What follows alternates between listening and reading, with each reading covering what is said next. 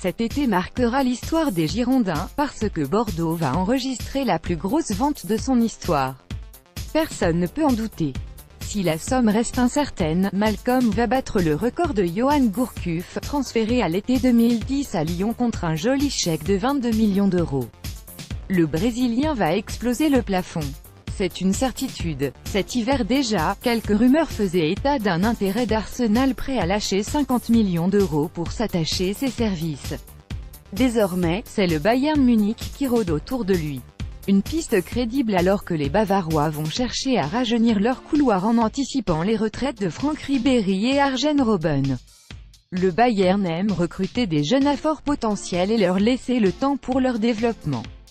Nabil Fekir, Lyon, au duel avec Malcom, Bordeaux. Getty Images. Son évaluation, entre 30 et 40 millions d'euros. Pour moi, il vaut entre 30 et 40 millions d'euros, nous a fait savoir Christophe Hutto, agent et consultant Mercato pour notre site. Une estimation qui se rapproche de celle de l'Observatoire du football du Centre international d'études du sport, 36,9 millions d'euros, et de Transfermarkt, 30 millions d'euros, site référence en la matière.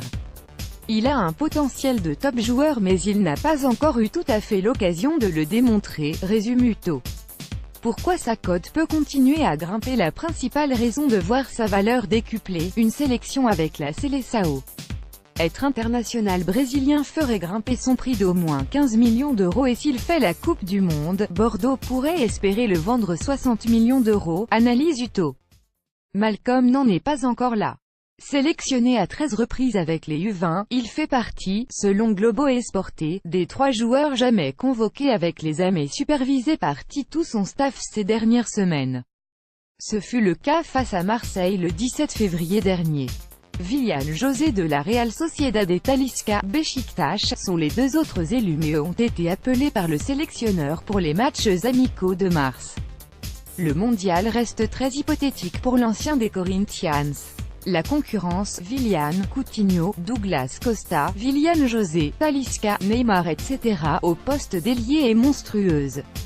Il figure en plein dans la bulle spéculative qui fait gonfler les prix des jeunes prospects. Malcom a 21 ans et un gros club peut espérer l'acheter 40 millions d'euros cet été pour espérer le revendre le double dans 2 ans.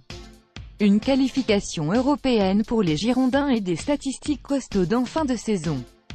Avec 8 buts et 6 passes décisives, la saison du Brésilien est honorable sans être flamboyante. Blessures, suspensions et quelques trous d'air ont jalonné une année 2018 jusqu'ici poussive.